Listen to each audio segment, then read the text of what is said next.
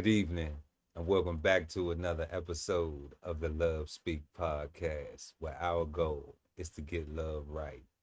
I'm your host, Chef Earl Pearl at DBCHEFTV, always with the baddest of the baddest, Billy Badass Joe. Hey And world. how you feeling this evening, babe? I feel great. How about yourself? I can't complain. We made it another day, another Hmm. episode. We get to talk about love, something that is on everybody's mind all the time, right? Agreed. So, one thing I want to ask you is, how's your day been? How's your day My been? day has been so good.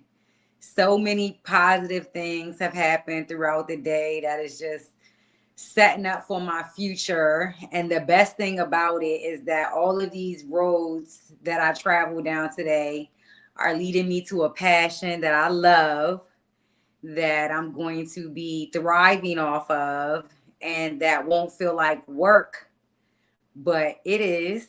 And it's beautiful because who who wouldn't want to do what they love and get compensated for it and have a passion for it? Absolutely. That sounds a lot like you love it and you like it. Yes, in fact, I do. That sounds like you love it and you like it. Well, my day has also been productive and positive as well. Like Good. we always like to have things, and we try to. So as long as you're trying, you ain't failing, and that's always the goal.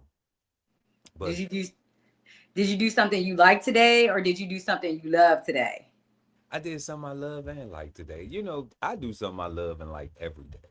You know, Okay. um, I love to wake up in the morning. I like to wake up in the morning. That means you're alive, right?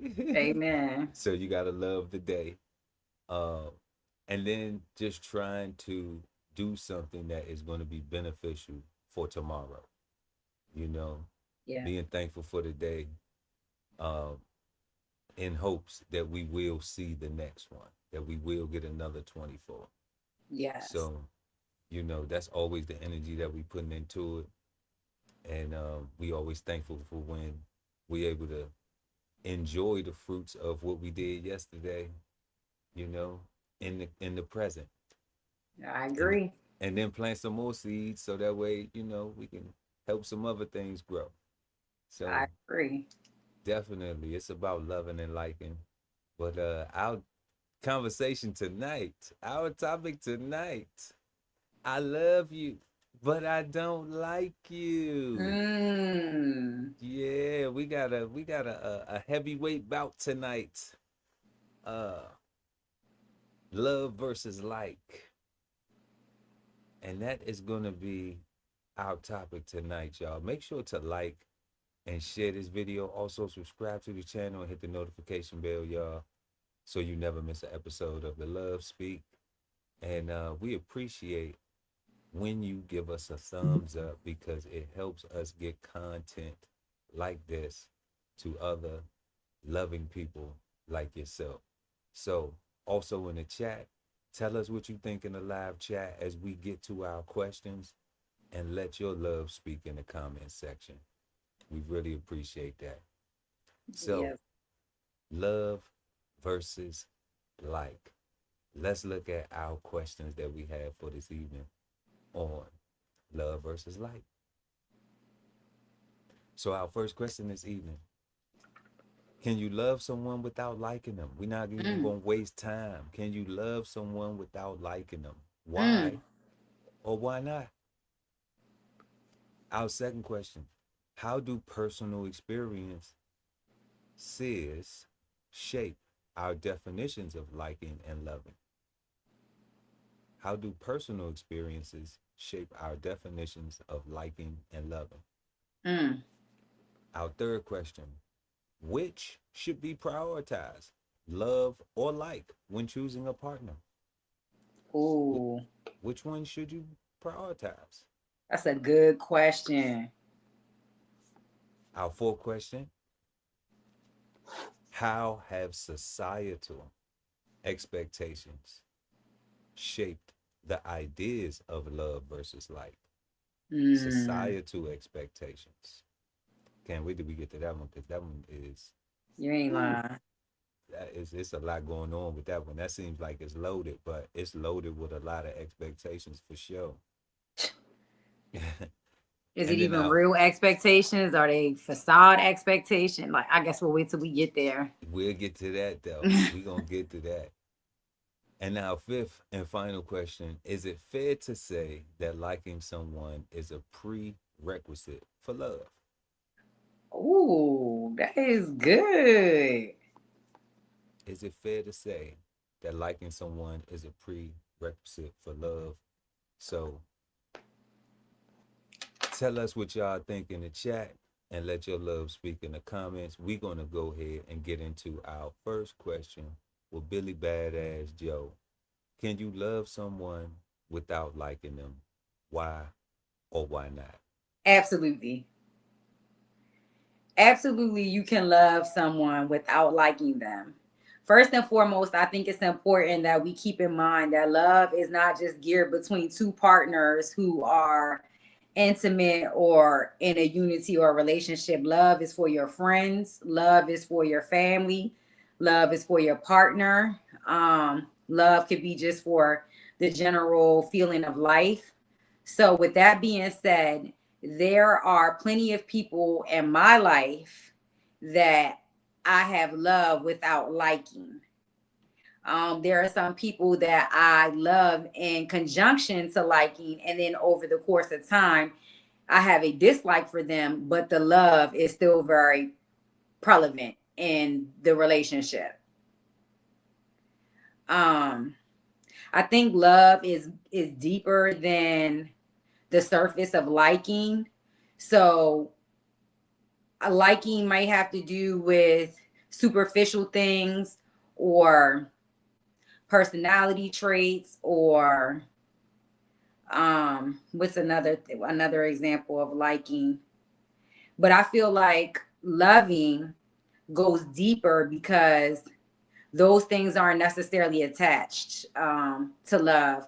You're going to love someone based off the experience that you have with them, how they waver your emotions. I always say that love is just a general word to explain the emotion that's invoked inside of you. So liking someone can be easy, but loving someone, in my opinion, is more difficult. And I feel like I can definitely love someone and not like them. How about yourself? Man, I definitely know that I can love somebody and not like them, but I'm still struggling with that because it's like, you know, you treat people how you love them. So it plays a part where it's just like that. Well, if I don't like you, then I'm not gonna pay you any mind, you know, Mm. because like we said, like I said before in the show prior, like um I don't have a part of me that's like, fuck somebody, you know. If I don't like you and I just don't like you, like then I have zero fucks for you. Like Mm-hmm. I don't even want to fuck you. Right. Like it's more like I was saying, like my little saying is, go fuck yourself, and then when you finish, fuck off. You know, so it's different because I'm like I love hard. I always have, and then when I don't like you, then I don't even want to be around you. I don't even want to have compassion for your situations. I don't want to extend anything that is in a form of love because it's almost like you only do this for people that you love. You only do this for people that you like. And it makes it difficult because I think the biggest thing is family puts you in that space where you have to look at um that's the true definition of unconditional love. Mm-hmm. Because you make the exceptions. You just say, um like I heard somebody tell somebody, um I I I don't like you. Like I wouldn't, if you weren't my family member, I wouldn't even deal with you. Mm-hmm. You know. So that's a clear example of a person saying that they don't like somebody. Mm-hmm. You know, Mm-hmm. but it's like, but okay, then do you love them? Mm-hmm. Because depending on the level of that, like in real life, we don't deal with, if we don't like somebody, like we stay away from them, we avoid them, Right. we try to, we act like they don't exist. We Mm-hmm. don't give them any energy. We don't give them no energy. That's why I said, like, you just don't give them no zero. You have zero fucks for them. You Mm-hmm. don't. The only people who, I think people who do really like a person want to fuck them. You Okay. know. Mm-hmm. Yeah, that's what I think. I think that a person that wants to be liked by somebody, they hold that resentment because it's like, why don't you like me? I want you to like me deep down Mm-hmm. inside. So they project, fuck you type energy, Right. you know. Right. And me on the other hand, I'm just like, I'm nonchalant with it. Like I don't even like, once you become my sister had this saying called a non-factor. Like once you a non-factor, like then you don't deserve any energy from me, Right. at all. Like if I give you any energy or any attention, then you're in control. Mm-hmm. So I'm not gonna give you any control over me. You don't have no power over me. I don't care if you mad at me. I don't care if you cuss at me, if you negative or nothing. If you're not trying to physically harm me, then I'm not threatened. Right. You know? Yeah. Um, so the why could you love somebody and not like them? I don't know. I'm still learning on that because I'm stuck between two worlds. I'm stuck between unconditional love of people that you don't choose. Mm-hmm. Like nobody says, um, this person is gonna be my sister, this person is gonna be my brother or my, and I'm talking about your biological, your cousins, Yes. your Yes. your aunts, your uncles, your grandmother, your mother, your father. Like you just, they say, esoterically we pick our parents, Mm-hmm. you know, um, which is cool. I mean, I don't know the extent of that, but I know one thing's for sure on the human level, like you don't pick your family. Somebody Right. just comes home and is pregnant and says this is gonna be your cousin, Exactly. or you have a mother and then whoever their siblings are, like that's your aunts and uncles, Yeah.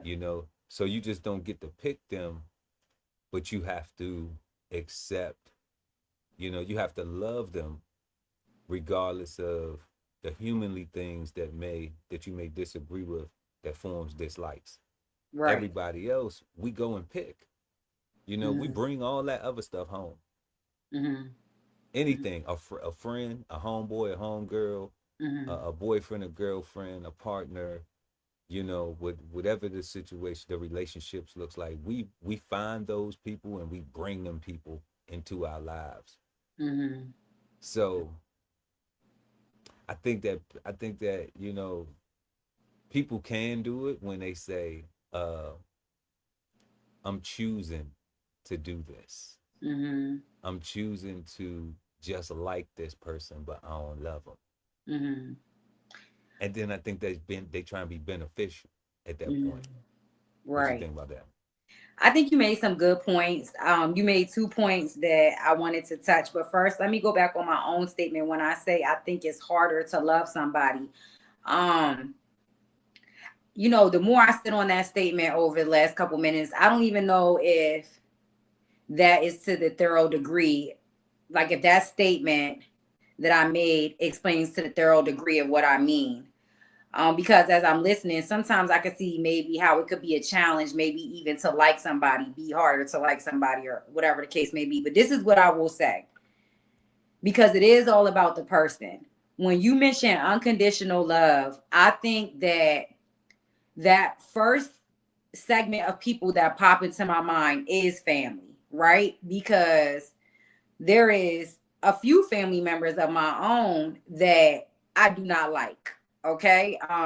For whatever the reasons is, it may be their thought process, it may be their beliefs, it may be some experiences I've seen them act within that just turn me off, as far as like I do not like the individual that they possess themselves to be. However, I do love them, right? Because just because I don't agree with your mannerisms, your behavior, or the way you walk through a situation, don't mean that I don't love you. It just means that I don't like you. So, in the times of life where you don't need me or where I'm unneeded, then yes, live your life, do your thing. But if there's a situation that pops up and I'm needed, because I love you, and not because this is about liking or disliking, because I love you, because you mean to me something to the core, past your behaviors, past your mind process. I love you. I'm still going to show up for you. And to me, that's the unconditional part. And that is why family are the first people that pop up in my mind, because off of what you said, we can't choose them. We were given them, just like they didn't choose us per se, you know? Right. So the love, I just couldn't imagine not loving somebody that I was born into just because I don't like their personality, their character traits. Now, if I don't like you, you say, then I won't even pay you any mind anymore, right? You made that statement. And I Mm-hmm. agree with that statement, because I feel the same way. If you do something that I'm not interested in, or something that turns me off, or something that goes against the grain of whatever path I'm traveling in life, yeah, I won't pay you much mind either. But again, it's still such a deep thing for me, because depending upon who you are, I still am going to love you. Now, if you're not family and you are an outside entity, then it might not be unconditional, because I wasn't born with you, and we we don't have to be around. Even my family, I don't have to be around, but chances of me being around them or seeing them is higher than a stranger that I decide to bring into my world and make a part of my life. But I feel like sometimes people take the two L words and act as if they are one item, liking and loving. Even Mm-hmm. down to first dating someone. I don't know if you experienced this in your life over, before you were married and things of that nature. But have you ever dated someone and within a short period of time, they tell you that they love you? And it's kind of like, be it's kind of like it catches you off guard, because maybe for one, you don't feel the same way about them, or maybe for two, you think it's a little early for that L word to be thrown around. But I think for three, a lot of people get a feeling that comes over them, and because it feels good to them, they want to associate it with love instead of a deep like. Mm-hmm. So I'm kind of the Mm-hmm. opposite of that. That's why I say I'm a little bit complicated, I'm a little bit intricate. I don't go for deep likes, I go for deep love. So it's easy for me not to like somebody and still love them. Yeah. You said that. You said it's easy for you to like somebody and still to not like them but still love them. Yes. Yeah. Yeah, that's interesting. That's interesting because like well, to that point first, because I don't want to lose my train of thought on the comments you said. But to that point first, that's very interesting because I think that is a skill set, and a part of a strong character, personality trait, and a high level for tolerance. Hmm. Because for me that's difficult. For me, I have that difficulty because I look at it like, okay, well, I'm under the mindset that I treat people how I treat myself. Mm-hmm. Okay. So I really love me. I really value me. Like I always make this joke, um, that nobody loves me, but it's not a joke, but it's a saying that I say, nobody loves me more than me, Right. you know? And when I look at the actions of others, of people who you've let in, to your circle, and then they've done things that cause you to say to come to a conclusion of, okay, well, this person isn't loving me the way I'm loving them. Yep. And I don't like that. Yep. So because I don't like that, now I have to make a decision. Do I make a decision to keep on accepting them treating me this way? And I know that this is not how I want to be loved, Mm-hmm. that because I treat myself way back. I value me more than that. And their Mm-hmm. actions aren't reflective of them valuing me, because I'm like, if they liked me enough, Yeah. then wouldn't they think about, wouldn't they have thought about that action or that thing, you know, would they have considered that first? Especially if they telling me that they love me, you know. But it always is good, because then you get the reveal, so Yeah. now you understand how you can conduct yourself with those specific individuals moving forward, so that's always the benefit in it, where I'd be like, yeah, you'd be a little hurt, disappointed, you Yes. know Yes. but now you can be better, because you can avoid that if necessary. You can, you know not include that. You can say, okay, but that's not supposed to be a part of anything that I'm doing, or I'm not supposed to engage or interact with that person, because they had this saying out here, protecting your peace. I think it's important, that people focus on that, because mental health is real, and you don't know Yep. what other people going through. Yeah. Somebody might do some shit to you, but really, it's what they going through. It's not really you. It's just what they really going through, and they needed to take it out. They needed to release that, with frustration somewhere, and they felt that the most comfortable person to do it was with you, because they know how you have loved them, they know how you Yep. have treated them, and they don't have any fear of any I recourse. was about to say it. They feel safe. Yeah. They feel safe. Mm-hmm. Yeah. Mm-hmm. And then to your other point, real quick, was in a relationship, when people say, that's the weirdest shit, when you with somebody and they tell you, because you feel obligated to say the shit back, and it's always at like the awkward moment. It was at, in the past. I remember that you had me reminiscing over here for a spell. Like I remember somebody saying that to me, was like, I love you, and you like, damn, like I don't even really love you like that, Yeah. but I mean, but I mean, I'm enjoying you. I'm liking you enough to I'm be here, liking you. but my feelings ain't in it yet. Like I'm not there yet, and it's like, okay, if you don't say it, is it gonna hurt their feelings? So, and then you kind of put on a spot where you feel obligated to be like, oh, I love you too, and then you don't know if you think about it later, like, damn, did that come on fake? Did I, like, I know I said it fake, but could they tell? So do I just keep saying it the same way Right. until I actually feel that way, until it's genuine, Right. or yeah, That that's some that wild shit. that's That some uncomfortable shit. I'll tell you that. yeah.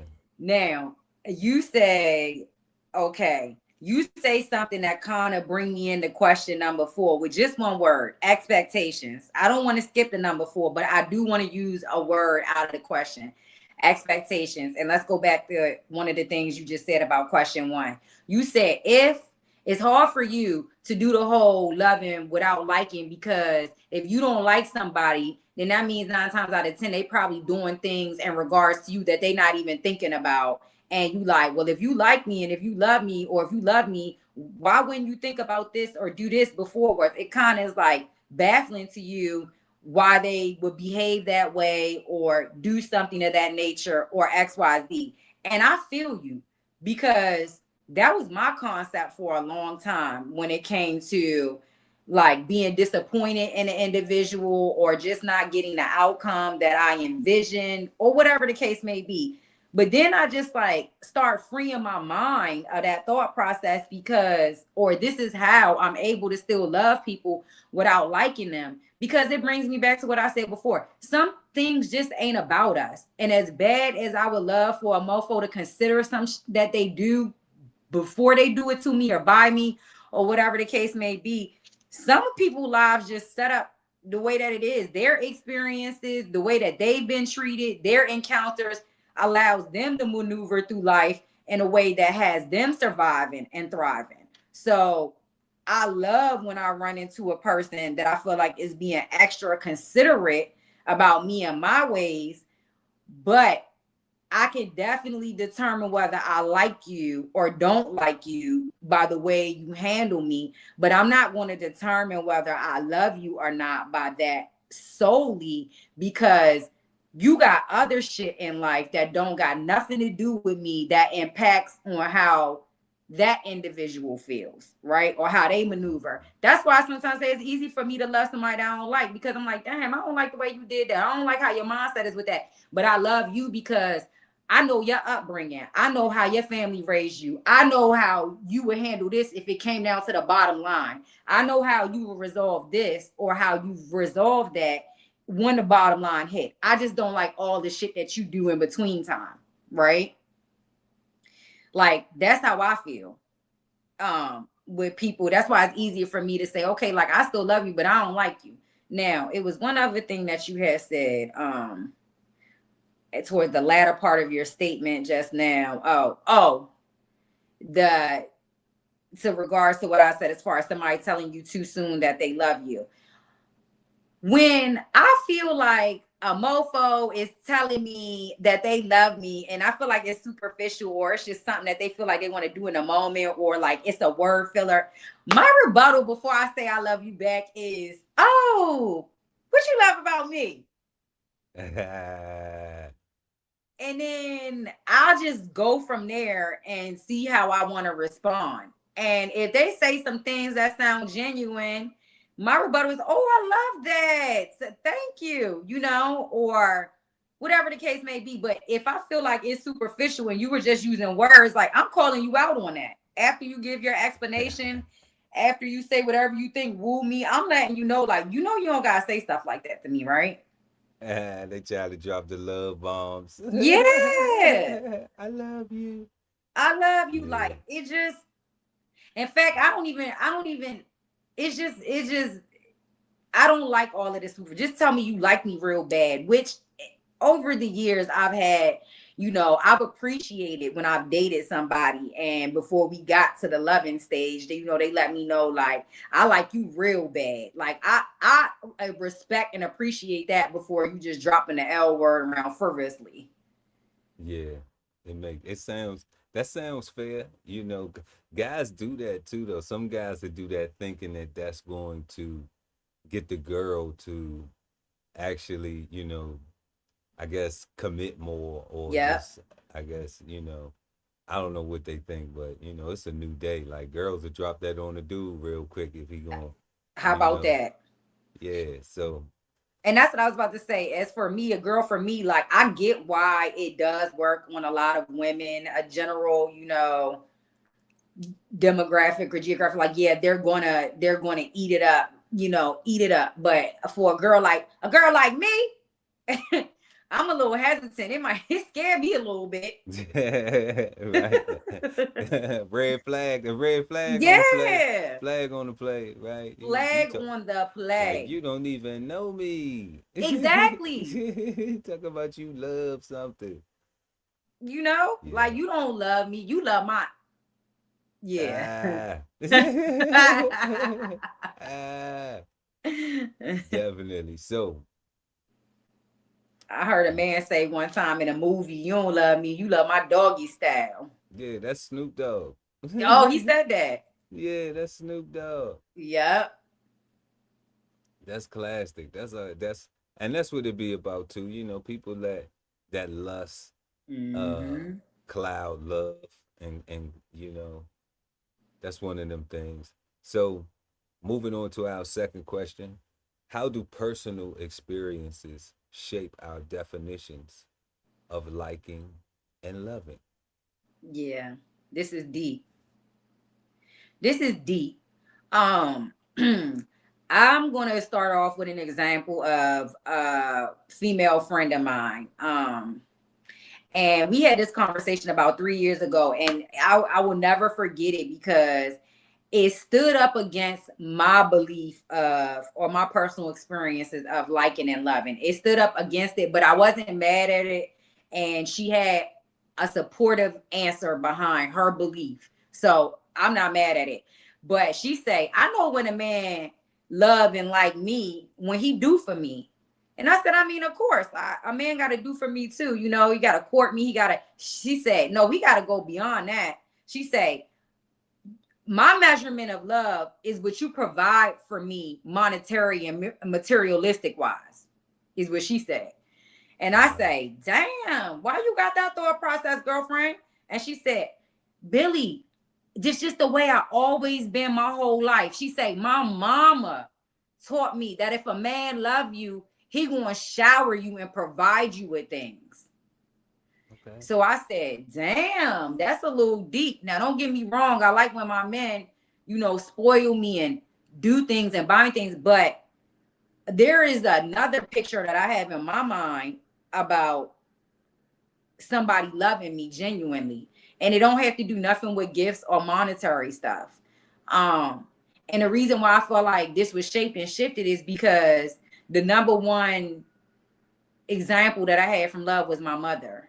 And she was a go-getter. She was a provider. She was a hustler, but she was absent a lot of times because of this.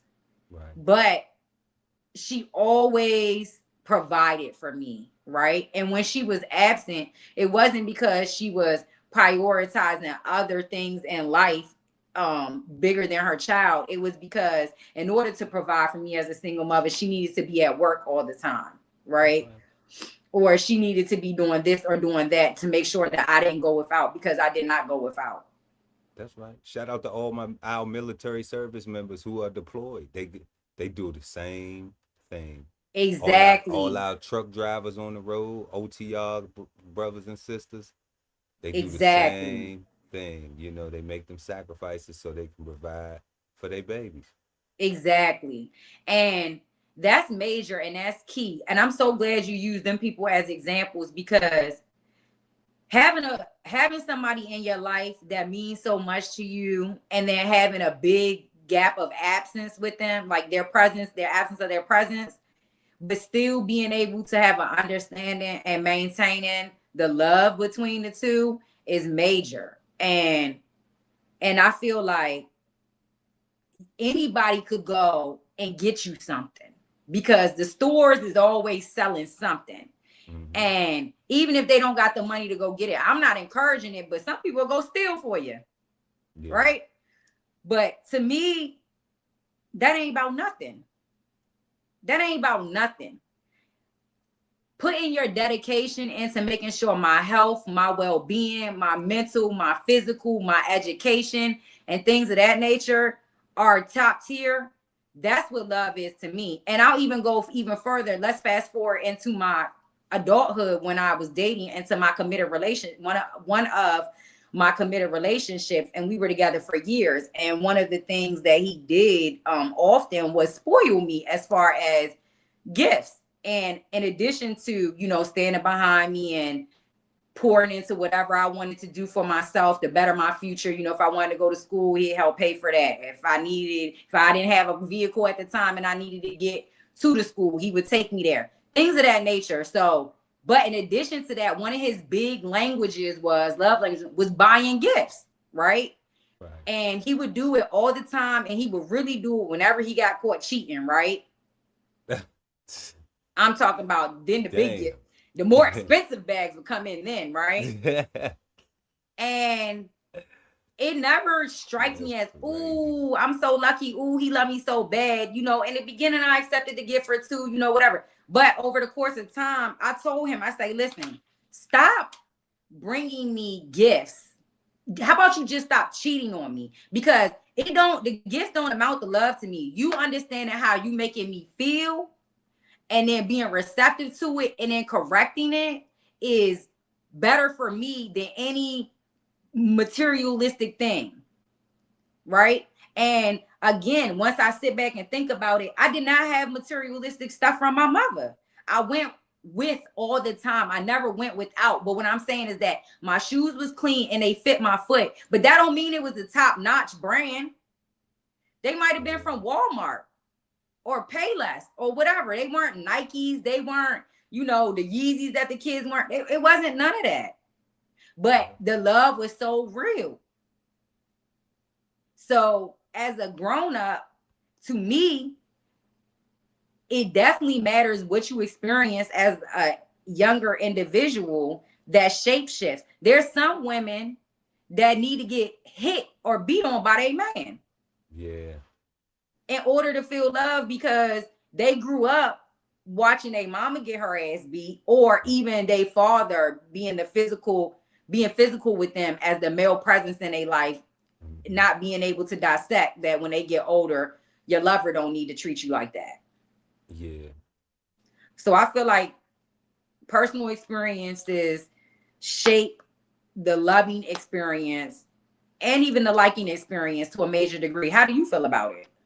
Well, the first thing I got to do is tease you about one thing that you said. So, you know, after you took the first bag, it was up, right? It was So, up. yeah, like as soon as you took the first bag, it's like, oh, this all I got to do? He put on his Okay. track shoes and ran around that Yeah. field. You heard So, me? you know, so we do got to remember that um sometimes that we condition ourselves by allowing things to continue. And that's what I Mm-hmm. was talking about earlier with like that's where I struggle with the love and like because it's like if you love me, then why you treating me like that? Yeah. You know? Because you treating me like you don't like me. Yeah. And if you treating me like you don't like me, then I know you don't love me, you know, because how could you love me but don't like me? Mm-hmm. In my brain, you Mm-hmm. know, because I'm not somebody that you have to have. I'm not Mm-hmm. somebody that you don't have a That's choice deep. in choosing. I'm not Right. your child. I'm not a family member. I'm not, you know, people not even doing that with their husband and wives nowadays. It's like if something happens, you know, and it's irreconcilable, you Mm-hmm. know, then it's just like, okay, we need to go our separate ways and you know, and continue to live life the way we need to. But but definitely with personal experiences, like you said, growing up, the the first experience we have with love is our mothers. You know, being birthed. You know, the mother's love is the first thing that we experience, and it is so many different examples like you touched on like with the young ladies going through trauma, traumatic experiences, thinking that because I dated somebody who said that to me. She said verbatim, my mother told me that if a man doesn't come outside of himself Mm. and do something physical, then he really don't love you. Mm. You know, and to me, you know, that traumatized me because I was just like, whoa, I can't beat your ass. No. You know what I'm saying? For you to think I love you. Like, I don't, Right. you know, that's not cool. But then we see the verbal, the verbal trauma Mm. where where people talk to each other very nasty. And, you know, when you're growing up, you'll see that and then you'll think that that's okay. Mm-hmm. You'll be trained, you'll be mentally trained to think that it's okay to just be disrespectful all the time, to not have peaceful and effective communication. Like to be Mm-hmm. sweet, that saying, you attract more flies with sugar than you do vinegar. Yep. But it's just like, for one, I'm not really trying to attract no flies because they eat anything. They eat you if you Right. dead. you know. But but asking and even telling in a loving way is usually more effective Mm-hmm. versus screaming, yelling like children, Mm-hmm. like children who don't have the ability to communicate. And we see a lot of people becoming older. I don't say growing up, I just say they be getting old. They just get Right. older, and they have those habits because they find other people who that's not deal breakers for them. Right. They say that's okay with it.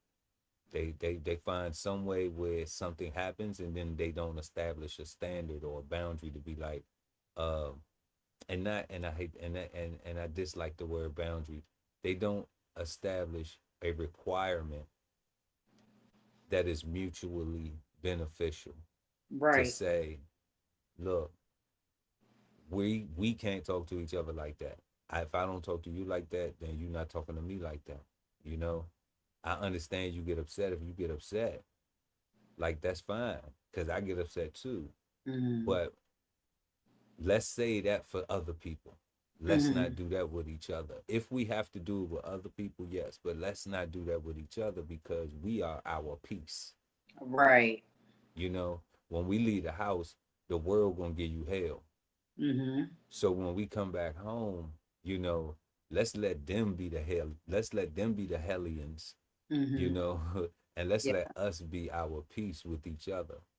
Where no matter what we go through, we gonna sit down and just talk about it, even if we frustrated, even if it's Mm-hmm. you always do this, but it don't have to be, you ain't shit, you always Right. fucking and rah rah. It don't have to be rah rah, Right. because the children will see that, and they'll think that that's normal. Mm-hmm. Mm-hmm. I experienced that, growing up. I had my grandparents in the house, loving, you know, but although in that household we didn't get a lot of hugs, they from a generation that didn't do no hugging. Right. Um, they was providing though, and they Yep. had discipline. They wasn't playing, they was disciplined, but I saw a well, we in that household, we saw a parental structure where, like, the man was the man. He did have Yep. the man role in the house, and he provided and did all of those things. And that woman was the mother, and she did do all those motherly things and provided as well. They worked together collectively. Um, Yeah. I always say my grandmother was not no bum. Like, Right. she got a pension too. She Mm-hmm. went up and went to work too. And this Mm-hmm. was at a time when women wasn't going to work like that. You Right. know, so what I did see though was through that though was what I had to learn was why did I have a lack of certain ability to communicate, because I didn't see them having conversations. I didn't see them having dialogue to solve problems. I was a Exactly. child, you know. I wasn't privy to that. Yep. And then um when I looked at my mother's relationships and things like that, I always went in self-reflection, say, through these past experiences, yeah, I seen my mother being loved, you know, but I just saw that on the surface, you know. And when we talking about experiences, it's a whole, it's the totality of it. Um, it's the communication of it as well, you know, not just seeing your mother dance, with your stepdad, or, her boyfriend, not just, having fun barbecues and things like that, and card parties, and not just the fun stuff, but like when it's time to pay the bills, how Yeah. is that communication going? When the children need something, what type of communication is that? Yeah. Because all of these things are real when you become an adult, and these are the Mm-hmm. things that you have to, that as a unit you're trying to work through. Mm-hmm. Mm-hmm. So, you know, is since sex ain't the forefront, we got that under control. Right. It's all of the other adult things that you have to do that usually cause for these experience. Like why was her mother getting beat up by her father? you Right. know why was that? What were they? Because they made you, so they ain't had no problem screwing. Yeah. you know but what was the thing that was causing that? Was it he was just crazy and controlling? you know Right. was it that it wasn't, were y'all struggling monetarily? Things like that. Did y'all not Mm-hmm. have a car? Did y'all not, was the lights turned off often? Mm-hmm. Was it a lot of cheating, and your mom was physical with him because she Mm-hmm. came from an environment that said beat up on men? Mm-hmm. So they both was whooping each other ass, like, It goes down. so it's like it's so many of them things that have to be examined and taken into account. But once like our question is, the past experiences, I think it definitely has an effect, because a lot of times we don't self-reflect, and we don't look at those things and be okay with saying, you know what, this was something that was bad. And it's not something that was bad that was like, um in a negative way, not full of hate. Right. It was just like, like, this Right. won't allow me to be successful in what I Right. want in my relationship Right. with my partner. Yeah. Because you even have to look at it and be like, I didn't learn that. So Exactly. I'm struggling with it because I didn't learn it, so now I have to learn it. But then I have to get good at it, so I have to practice it, so I have to implement it. It's not just Yes. going to be something that's going, now I just identified it. Now all of a sudden I'm a savant at this shit. No, like, Exactly. you got to practice loving, getting love right. You Right. got to practice those areas where, where that you are deficient, and that you can improve if you want to. A lot Yeah. of people don't. A lot of people just be like, you know what? To hell with it. You're going to be with me anyway. You know what I'm saying? I'm going to be with you anyway. Who cares? It don't matter. But, you know, a lot of times it don't work out that way. Right. You It's a know, couple and sorry, it's a and couple steps to that process too though. Number one is being aware of it, to even work on it. Cause some people aren't even mindful or haven't, or they've been told like this is that and the third, but it go through one ear and out the other. So identifying it definitely would be step one. But sorry to interrupt, continue because I do have something I want to respond to in reference to what you're saying. okay, and real quick, another point I was gonna make was something that you said earlier, about past experiences. Um, this was something that was personal with me, and I have a sister, and I hit my sister before, and I had to apologize to my sister when I became older. And I heard Willie D say this, because really, like, I raised my sister. Like, her dad was dead, but he was kind of like in a capacity like you said that your mom was. Mm-hmm. And I know that we moved around a lot. Um, so, and he wasn't with us when we was moving around. So I hit her one time, and out of frustration, out of something, and and I had to, as an adult, as a grown man, I had to really think about that. So Mm-hmm. I apologized to her, and the reason why I apologized to her was because I said, and she said this to me before, like, even I don't have children, but like, she every now and then she'll be like, Happy Father's Day, whatever. Mm-hmm. Because she knows, because of our age gap, she knows how instrumental I was in, help in raising her. Absolutely. And she I told her, I said, with her saying that, and I always rebut, like, I don't have kids, don't make me something I'm not, right? But Mm-hmm. I understand it, and I had to self reflect when I heard Willie D from the Ghetto Boys says that he has he spanks his son, but he don't spank his daughter. Mm. And they asked why he don't spank his daughters, and he said, because if I'm the man that you see that will protect, provide, kill for you, Mm-hmm. okay, then by me spanking you could possibly, like you were saying earlier, give you the wrong impression Mm-hmm. that somebody who is willing to love, provide, and protect you, it's okay for them to put their hands on Hands you. on. Yep.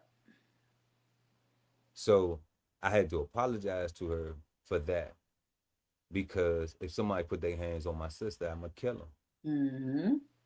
You know. So, and it's been that way my whole life with my Mm-hmm. sister. You know. Mm-hmm. So I'm like, Dad, like, how could you feel like that, and then, but then you feel okay to put your hands on that person. That's contradictory. You don't want to hurt that person. Everything that you wanted to do, you wanted to see that person be better than you in life. Mm-hmm. Mm-hmm. You want that person to have better opportunities, be better in every sense, Mm-hmm. of life, you I know. agree. So that was one of them self-reflection things where I'm like, your past experiences, if you don't self-reflect, if you don't evaluate them things, then a lot of the times you're gonna repeat it, and you're Yes. just gonna be stuck in it, and it's gonna be normal to you because you're not paying attention to where you picked it up. And Mm-hmm. we haven't stopped to say, what, is this good for me? Mm-hmm. Mm-hmm. Is this a good thing? And then if I have younger people around me, babies around me, like, are they going to continue the same? Are they going to think this is good too? And then how Mm-hmm. would I feel? Like, if I'm a parent and me and my wife, we yelling and fussing and cussing and stuff at each other, and then my daughter or my son, now they in a relationship and they yelling and fussing and cussing and shit at each other, like, it's just like, damn. I'm looking at them like, you got that from me. Yeah. Exactly. Like, y'all having a hard time all the time, but you got that from me. Mm-hmm. You ain't even have to go out in the street and get that. You picked that bad habit up from me, where y'all having a Mm-hmm. difficult time running your household from me, Mm-hmm. Mm-hmm. you know? So, Yeah, I think that's a very key point that you just made because as an adult and as me reflecting on the things that I often hear the most or have heard the most in past relationships is the number one complaint is my mouth. More so the way that I relate things, the tone, the verbiage, and things of that nature, which is so easy for me to identify where I got that from, right? Which is my mother. She's very blunt, she's very straightforward. But as you say, go even deeper because just as if I'm mimicking her behavior, I know she's mimicking her mother and father's behavior. Because back to the grandparents situation, that was the example for her or for their kids. And very much what I recall is in tune of what you said as far as the communication. You didn't see much of it when it came to problem solving or like talking things out. It more so was just like we learned roles as woman and man, right? Not really life skills as far as problem solving because confrontation don't just happen in between the house or the people who live there. It happens even outside of the home. So with strangers, with coworkers, with friends, with peers, with all of that. So the sooner that you're taught how to communicate effectively what you feel, the better off that you are. And this has been notated to me, and I feel ahead of the game because I'm not in the clouds as far as things that could make me a better person. But it is very challenging to work on those things, right? Especially when you feel like that you're constantly challenged in that department. But dang, it ran off into the next thing I wanted to say in reference to example of your personal experience. What was it? Oh, I don't know why my brain just went blank like that. It's all right. It's all right. Billy Badass. Yeah, I ain't even had no Look, breaks check today. it out. We got Alpha in the back chat want to come up, and please keep it respectful. We are answering right now this question right here. How do personal experiences shape our definitions of liking and loving? You know, and we're gonna bring you up. We would like to hear your Yeah. comments to let your love speak. You bringing somebody? Oh, okay, good. This Yep, is good. Alpha the first one. Welcome to the show. Hey, what's up? What's up? Can y'all hear me? Yep, we got you, Lima Charlie, bro.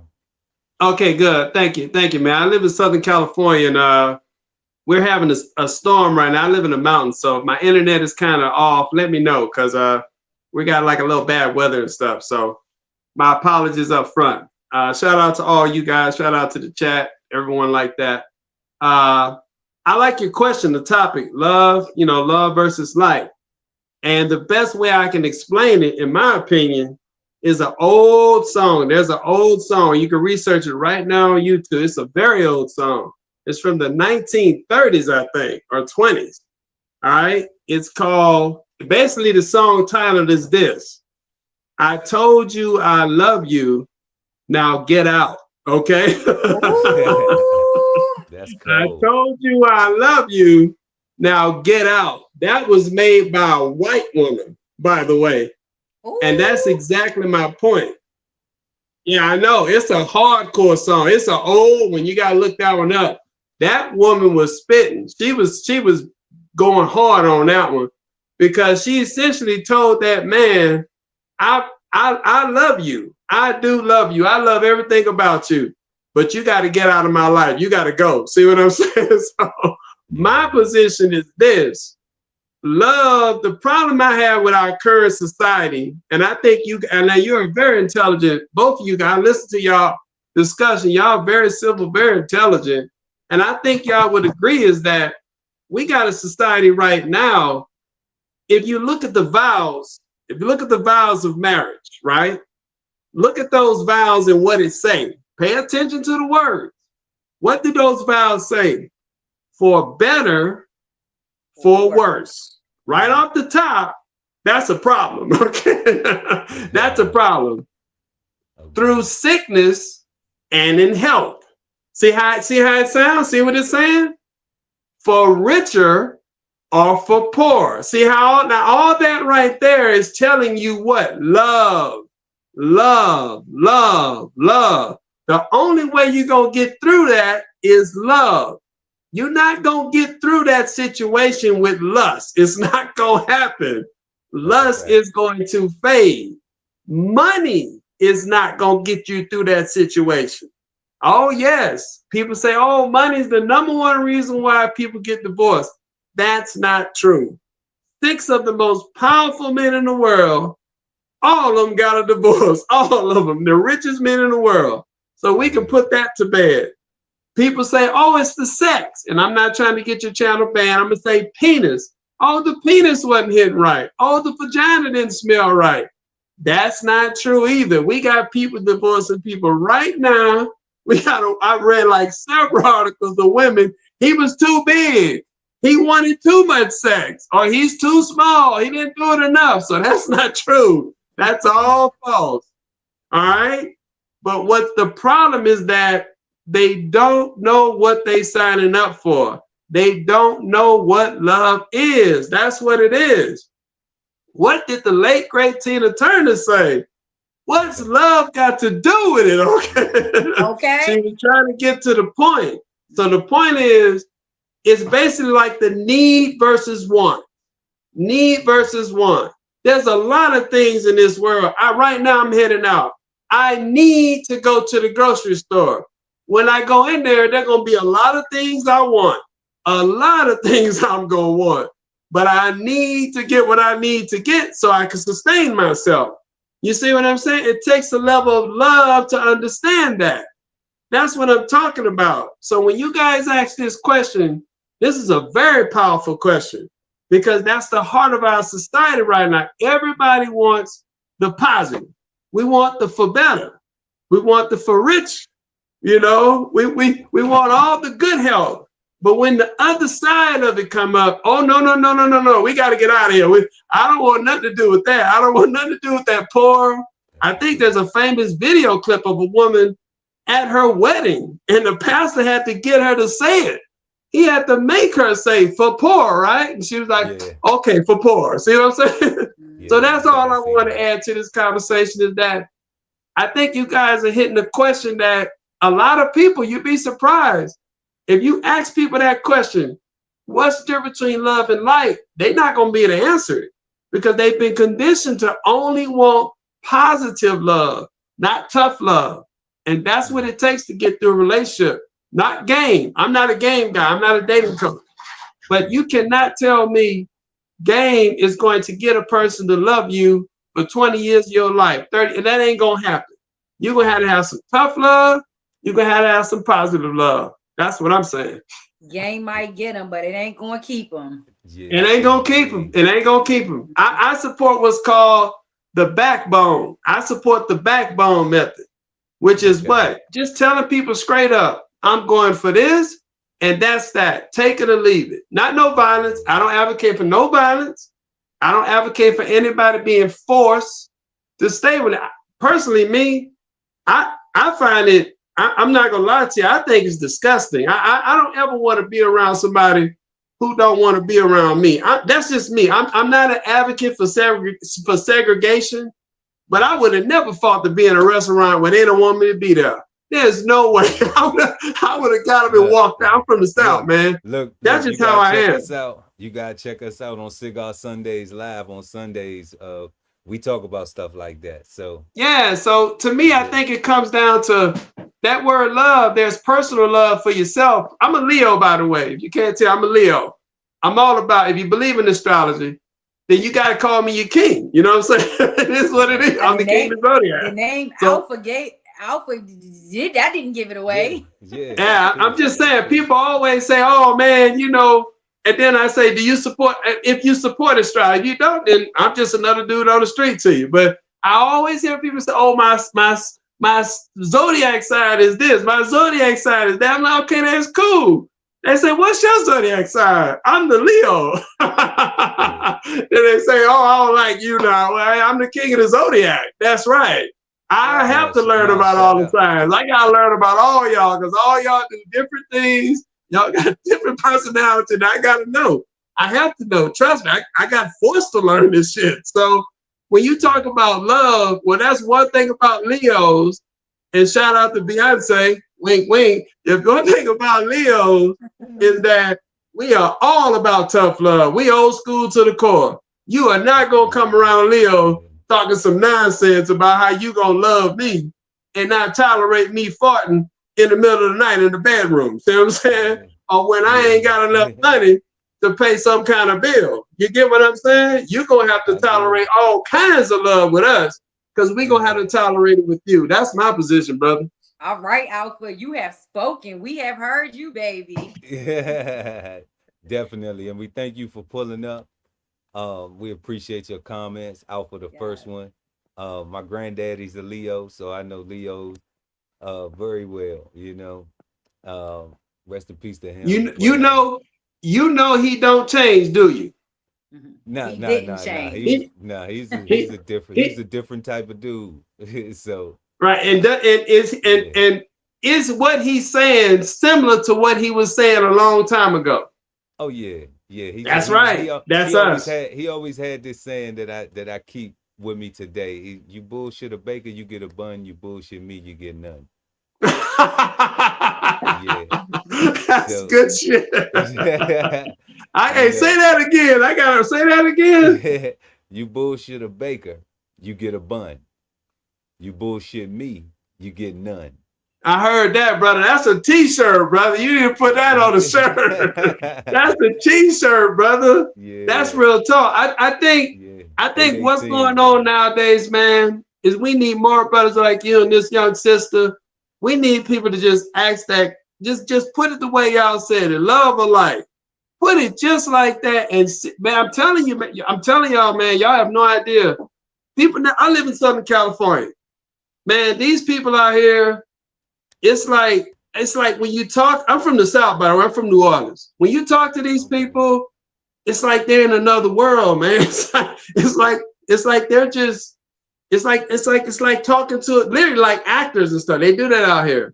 So when you ask that question, love versus like, man, be careful. And especially you, young lady, you should know this, especially with these girls nowadays. They don't want no tough love. They don't know nothing about saying, I can't have this today. All they Right. know is like Instagram, Instant gratification. all they know is attention, attention, attention. So you need to be careful, lady. Me and him, we'll be all right. You need to watch out. Because when you Oh, start asking women that, they might try to get you out of the sisterhood, you know? it's all right, baby. I'm for it. Tough nails for it. I'll be okay. Yeah. But you did say something that I would like to see your comment in the chat when we get to question number 4, which is basically how has society expectations shaped the love. So when you are making your comments, it seems like you're more so speaking of how things are moving today with the women and maybe the men and their thought process. So I would like for you to chime in when we get to number 4. We appreciate you. Yeah. All right. Have, yeah, we wish you peace, positivity, and productivity. Let me leave on this before I go. Let me give you this before I go. Uh, and this might be controversial, but I'm just gonna say it. Y'all heard about that Cardi B thing, right? Y'all heard about that? That Cardi B, that Offset thing? With her Well, being if you pregnant. hear, Divorce? They divorced, right? That's yeah, what. they divorced and she's Okay. pregnant with another man's child, right? Yes. And Oh wow. I find it funny that everybody's trying to focus on her when that's happening every day in everyday life. Every You day ain't that's lying. happening. Yep. Yeah. I don't see why people are so upset over that. This is the sad reality or good reality, however you want to look at it. I'm not a negative person. I'm a positive person. I like to give you the truth and you build on and go from there. We are moving into a society where very few people are going to take the plunge. If you know what I mean, very few people going to jump the broom. That's an old slave statement. Marriage. That's very few people going to jump that broom. That's just the way it is. Economics is pushing it that way. The government's pushing it that way. Culture is pushing it that way. And I still think it's an individual choice. If you want to get married, but just understand what you're doing and what you're getting involved with. It goes back to your question, like versus love. There's a lot of people, married people, that they don't love each other, but they like what that person got. They like Yeah. that fame they got. They like that. Look, Mhm. shout out to you, little lady. You know this. There's a lot of men, gigolos, marrying women, black women, and they are taking these black women's money. They hard earned What? money. You They have no jumping idea. on they jumping on Yeah, and it's coattails, sad. baby. Yes. It's sad. And I'm not simping. I'm just calling it what it is. I'm not simping. And Yeah. it's happening, dude. People nowadays, they look at the institution of marriage as an opportunity. And the Right. person who generally does love someone, they really can't know if that person really loved them on the other side. The more successful you get, the more you got to be cautious who you keep around you. And I'm seeing that Right. right now with black women, big time. A lot of I was in Atlanta before I moved to California. And man, Atlanta, I met girls who's making, it never bothered me. I never got insecure about it. But I was dating this one chick named Kiki. She was making like 150 a year. You know, at that time, she was working at Buckhead. She was like a hairdresser. This girl was amazing. She was a true hairdresser because her hair was always a mess. You know what I'm saying? That's the truth. They say the best hairdressers are the ones who got bad hairstyles. You know what I'm saying? But this girl used to tell me stories of her friends, and a lot of dudes would either be insecure because they wasn't making as money as them girls, or some dudes would go the gigolo route, you know, and they would use that word love, love, love, you know, and I don't fault anybody falling victim to that. It can happen to a man, it can happen to a woman. So in my opinion, we're going to a society now where you're going to see more people avoid the institution of marriage just to protect themselves. I know a lot of Christian people don't like that. I know a lot of people who are conservative, traditional, they don't like when I say that. And it does come with risk. But I cannot tell anybody, male or female, that if they want to be with someone and not be married to them, I can't judge them for that. I understand. You don't know. You don't nowadays, you don't know why that person in the bed next to you, if they truly love you or like you. It is what it is. Struggle love is over. People don't want to do that no more. They don't want to struggle You love. said struggle love is over. That's over. Struggle love is Struggle love over. is Nobody want to do love and basketball. Remember that old movie? I'm a millennial. You know what I'm saying? Struggle love is over. They want it right now, today. They want it like a microwave. And so I'm telling everybody, as we move forward, what Cardi B did and the rest of them, it's gonna be common. It's just gonna be business as usual, standard SOP. And like Floyd Mayweather said, protect yourself at all costs. Protect yourself at At all all times. costs. Absolutely. I gotta Well, roll, y'all. I gotta go to the yeah, store and get something I need. You know what I'm we saying? appreciate you. Enjoy your evening, and thank you for all the good jewels that you Peace out, dropped bro. this Peace out to evening. you, young lady. Hey, protect yourself. The sisterhood coming for you. Protect yourself. All right, lady. Definitely. He Yeah, was good. He had a lot to say. I appreciated that. absolutely. Are So, we about to bring somebody else on? Because my brain fart is cleared and I recall what I wanted to say following up that example I gave after learning. Are we about to bring somebody else on? no, no, no. Go ahead. Okay. Yeah, while it's still in my memory. Um, yes, everything he said was good, and he made a lot of points that I feel like will connect to question number 4. But back to number 2, how do a personal experiences shape liking and loving? The last thing I left off before we brought him on was me experiencing something with my own mother as far as communication, but then sitting back and thinking about what her parents gave to her as an example, right? And then me picking up on that negative trait and then carrying it on to my next relationship and being now mindful, right, that is one of my downfalls, or something that I need to work on to make myself better, not just for my relationship but for my interactions in the world, period, right? But here goes the other side of the fence. I have a friend, the tightest home, one of my tightest home, I have about 2 to 3 tight homegirls, maybe 2. And this is one of the 2, okay? And I'm talking about know each other in and out. Her mother was absent for not the same reasons as my mother. Her mother chose a different lifestyle, being outside and things of that nature, right? And her father was the primary parent in her life, okay? And I think it's beautiful, right, that she was still blessed enough to have her father pick up the pieces where her mother fell short at. Okay. It doesn't replace the mother, but it's just a blessing to have that and the other family members that kick in and stuff. But what I'm saying is that this friend of mine became a teenage mom. Okay. And is now a mom of a teenager.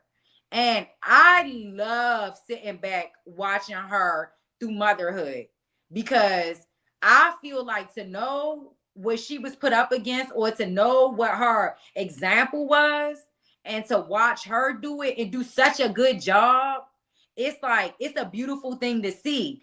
But what I'm saying is that if she was to exemplify what her mother did as far as what a mother is supposed to do with her own child, her daughter be up shit's creek. Yeah. And I think it's amazing how sometimes you are taught certain stuff or you do experience certain stuff, but you are wise enough or something inside of you is big enough for you not to repeat it. And I haven't birthed a child, but maybe that's all it was that she needed was the motherly instinct. When you birth a child, they say it kick in, right? And maybe she experienced that, but then I would be like, no, it's deeper than that. Because why her mother ain't experienced it when she birthed my friend? You know what I'm saying? So I think that your experiences definitely shape and shift you. And for all I know, her experience maybe taught her how to go hard for her daughter in a positive way. Even your negative experiences can still impact you to have a positive outlook, if that makes sense. It does make sense. It does make sense if a person does the work, does the self-reflection work. Because to your point specifically, I know a lot of people that got spankings as children. And they said, when I have children, I'm not going to spank my kids. But they took that and didn't take that on and didn't pass that on, but struggling to pay their bills and not budgeting their money. They still doing that. So that wasn't something that, that they looked at. And I think that that's a big thing, like, why isn't that as traumatizing? Right. Why isn't it when you experience, being a teenager and you have to go to work, and when you come home, your mom's like, or, being whatever your household is like, your parents like, hey, I need some of that money, to help pay this bill. But you got friends that they going to work and they spending their money to pay for their car and do everything else and do this, and they don't have to pay no bills at the house. They ain't. Moms ain't charging no rent money. So, so then it's like, okay, well then, if I get to a certain place and now, I ain't spanked my kid because I thought that was bad, but why didn't I think that not allowing them to learn to manage their money and have a budget themselves and just teaching them, that's because I never learned how to do it. Right. So now I need them to help me pay my bills because I never became responsible with my own finances, even though I didn't like the fact that I got my ass whooped, so I don't want to whoop your ass, but I'm okay with struggling. Right. So, so like people be picking and choosing, right. Of liking and loving. And that's what I'm correlated to. Like, you didn't like that. Right. So you didn't repeat that. Right. Exactly. But obviously you like struggling. Obviously you loved, being able to have your children help you with your responsibilities as a parent. Well, I'll say this. I agree with you 110%, but I'll leave this on the plate. It's better that they had took something off that plate and corrected it versus just leaving it all the same. Meaning, that's like, true. yeah, that's true. That's yeah. true. I know what you know what I mean by that. So like, I get it. Yeah. So if they took one thing growing up that they didn't like and was able to fix that, then hopefully their children will take that one thing you just taught, because now they don't got to worry. Their children don't got to worry about not hitting their kids because they didn't even get that practice themselves. But because they did help their mama pay for them bills, hopefully by the time they have their children, they'll go ahead and break that cycle too, taking that off their plate. You know what I'm saying? I get that. I don't know. I got my ass beat, but Me too. But I keep my bills paid. So you better know it. You better know it. So I don't know. I'm biased a little bit, I'm like, I feel you. I mean, I was one of the ones that, mother told me she did not buy clothes to beat them. So they definitely believed in ass whoopings. And I haven't had any children, but I've said over the years, like, I'm not going to physically discipline my child. Like, I've said that out my mouth to my mother, to myself. But then a few more years go by and I can only envision if I had a child, hell yeah, I'm popping them if need be necessary. But then it's just like, Who knows? But time the baby get here, might probably change my mind 10 times again. Yeah. The world might be moving differently. Who knows? And until then, we're gonna keep these bills paid. And that part. Because So I got a roof over your head to whoop your ass if I want to.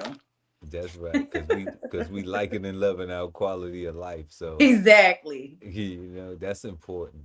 That's important. So speaking of importance, on to question number 3, prioritizing love or liking.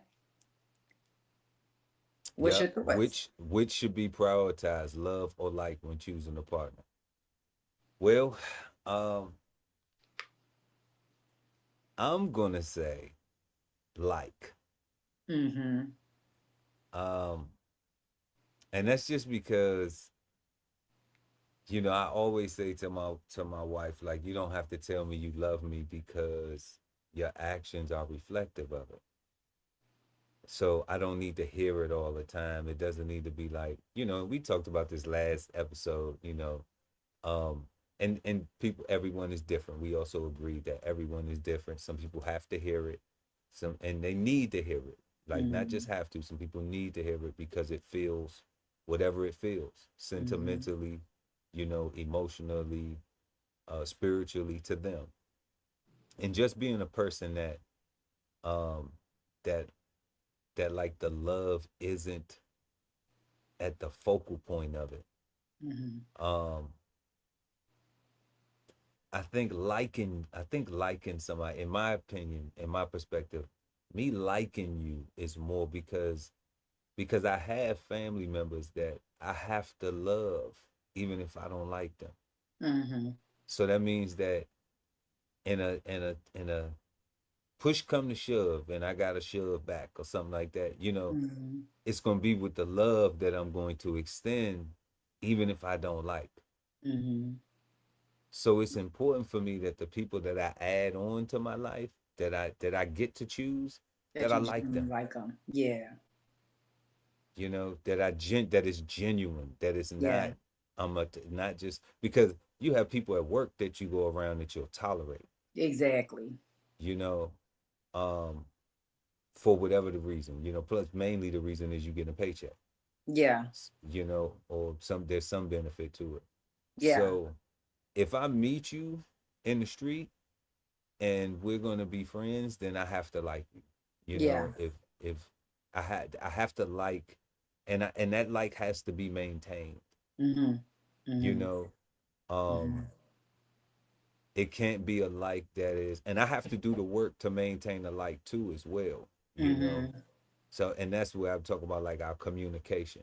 So that doesn't mean that with people that you dislike, that you don't have situations that require you to talk about it. Right.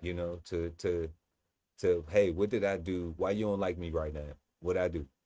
Mm-hmm. Mm-hmm. You know, and if they are of value, then they'll Mm-hmm. tell you, man, you did so and so and so and so, and they will allow you to apologize Yep.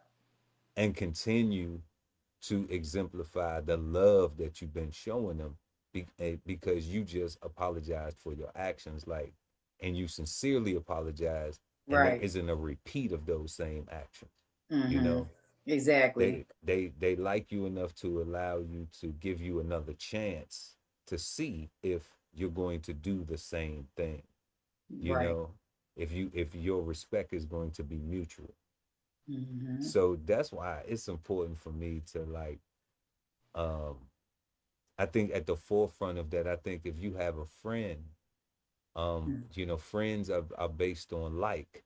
When we meet Mm-hmm. somebody, it's not based on love, Right. because you don't know them enough. You develop that emotion builds as you become closer and closer and closer, and then you have this that feeling that comes over you, like, and it's not like, oh, one day it's just, but it just develops Mm-hmm. where you'll find yourself doing things that, like, you know I gotta have love for this person, because I ain't gonna do this type of shit for somebody I don't have no love for.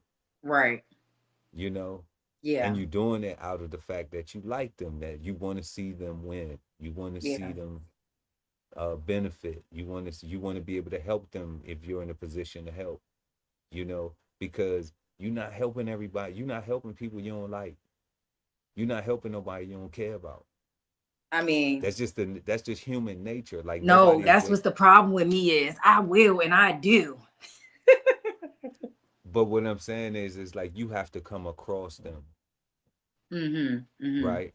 Mm-hmm. So what I'm saying is it's not that like you wake up and you out in the street and you see a homeless person that says, "Hey, can I have," or Right. a person that may be addicted to drugs or something like that, and they bumming or whatever, and they asking for something, and you like, okay, I'm not saying that you're not generous, that people are not generous, Right. okay, or I get benevolent, what you're saying. but when typically when I wake up in the morning, my day is pretty much planned, Mm-hmm. you know, and unless my day consists of going to go work at a homeless shelter or going Mm-hmm. to go work in that capacity where my time is allocated to that, to give my time and my or my money to that, that's not a part of my regular day. Mm-hmm. So what I'm Mm-hmm. saying is like I'm not thinking about helping somebody who not helping themselves, Helping yourself, right? Okay, I get or what or you're is saying. in a position, where they could use some help. Right. Because I don't know them. Mm-hmm. I'm not Mm-hmm. looking for it. It's not on my agenda. My day is typically like, what can Pearl do today that Mm-hmm. could possibly allow me to have a better tomorrow for the people that I care about, that I do have access to, that I do know, that's gonna call me, or I'm gonna call them, and we're gonna share some resources. Mm-hmm. Mm-hmm. You know, Right. so No. so I think liking is more important because you want to have a friend for a long time, and you want to be Mm-hmm. able to like how they fart smell. Like you want to be able to not like how they fart smell, but like it anyway to hear them poop. You know, Right. you wanna like their jokes, whether they corny or not. But you like it. You know, Right. you wanna like their goofiness at times when they get goofy, when they get drunk and get tipsy or whatever. You wanna like these things Yeah. because you like them, and that is love. Mm-hmm. That is love ultimately because y'all have a bigger goal. It's like, we gonna be with each other for a long time. Like even if Mm-hmm. it's just a friend, it's just like Mm-hmm. that's my friend. We known each other for Right. 30 years, 40 Right. years, and it don't matter. Like it's when we get around each other, it's like we haven't even. It's like we never left each other. Mm-hmm. Mm-hmm.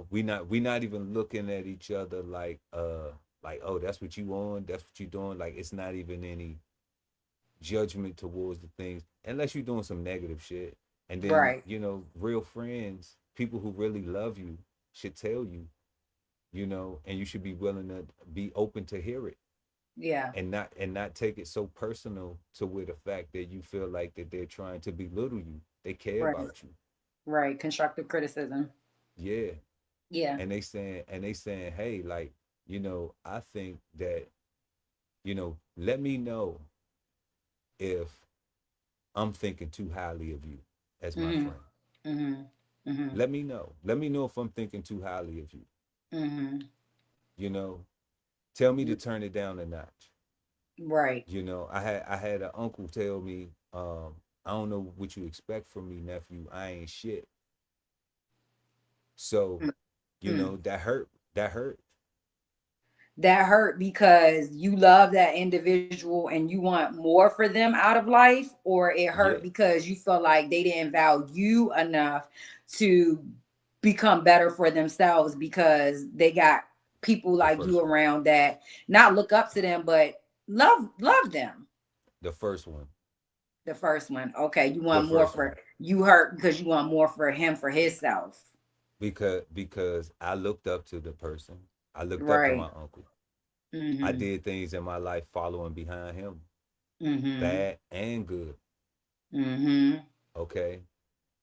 And in the long run, I looked at like what was the things that were set for us, Mm-hmm. that we had access to, that we have access to, or had access to.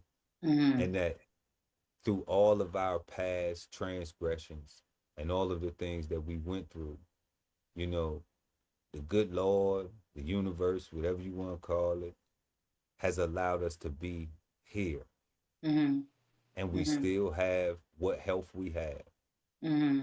So can't we be better? Can't we take this and look at those things in the Right. past and laugh at them and Yeah. say, you know what? We like the fact that we had that struggle, Mm-hmm. but we loving the fact that it didn't kill us. And Right. now we here, so we Yeah. can do something. We can go beyond what we've done before. We can do something we've never done before. We can do some things that we've never even done, that we didn't even think that we could do, Right. but we could do these things now, Yeah. or at least try. Mm-hmm. Mm-hmm. So to hear that, I don't know what you want from me. I ain't shit. That hurt Yeah. because I'm like, Be no matter your lowest point that I ever seen you, I never thought that you wasn't shit, right. that you was a piece of shit. I never, Right. your lowest point, I've seen you low, and I still didn't think you was a piece of shit. You know what I'm saying? Right. I thought you was doing some fucked up shit, But you I didn't know, think you was a piece of shit. but Right. I ain't think you was a piece of shit. I'm just like, damn, you a petty cruddy. Yeah. You know what I'm saying? Yeah. Like Yeah. that. Yeah. Yeah. But at the same time, I'm like, you still, that's that unconditional love. You my family. I was about to say that. I was about to say what it sounds like to me is number one is that you genuinely love your uncle, and then number two, Yeah. all of the other things that you said to fall in place. Like we had the struggle, but we should love the fact that we made it through. But the number one thing is that you love this man, this individual, and that's the only reason why he even got that far in your life you know, with him being who he is, and then you still feeling the regard that you have for him, the feeling, because if it was a stranger or somebody else, you ain't had no love for it. It'd be like, oh, you a piece of shit. That's what you think about yourself. Okay, let's keep it Yeah. moving, Like, yeah. Like, I don't got to deal with you no more. Thank you for letting me know. I don't even Right, need to see you no more. right. Like, go live your life. More power to you. Like, and Mm-hmm. that's it. I don't wish nothing you. Like I said, I don't even got no fuck for you. I get zero fucks for you. Right. You I know. agree with you. But back to the question of number three, prioritizing love or liking. I'm with you when choosing a mate. I think that's the most important part of the question to pay attention to when answering it. And I'm on your boat with liking being a priority in the beginning because, like you just said, love will come in due time. And I think it's more important that you like a person in the beginning versus loving, because I don't know how many people would agree with this statement, but sometimes when you have love for somebody, they tend to get off or get over on things that you wouldn't let slide or slip through the cracks if that love wasn't there, right? So when you choosing a partner, I don't think you need to come in with love. It leaves the ground slippery. It leaves the ground for almost for like your heartstrings to be tug on.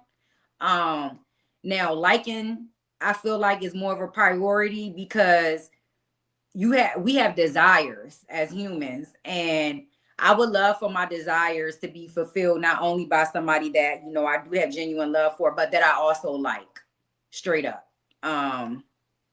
So I'm going to agree with you that I feel like prioritizing when choosing a partner, when choosing a partner, prioritizing liking over love for me on that one too. Absolutely. Absolutely. So if y'all just joining us, make sure to hit that like button. We appreciate it. It really helps out the channel, gets this type of content to other people like yourself that want to get love right as well. Yes, sir. And we are discussing love versus like tonight. That is tonight's topic, y'all, is love versus like. So we're going to go ahead and get to our fourth question. How have societal expectations shaped the ideas of love versus like? Let us Mm-hmm. know what you think in the comment section and let your love speak. Billy Mm-hmm. Badass Joe, societal expectations today, what they look like. It's bad out here for some people. It's bad. As for me, I feel like I'm fortunate to be in the age bracket that I am, where I'm old enough to have seen what, our one guest was talking about, Mr. Alpha. The not the struggle love, but the old school love, the principle of love, the partnership of love. Um, I feel blessed to have seen that, because if I go based off of what the world is giving now as love, to me, it's very superficial.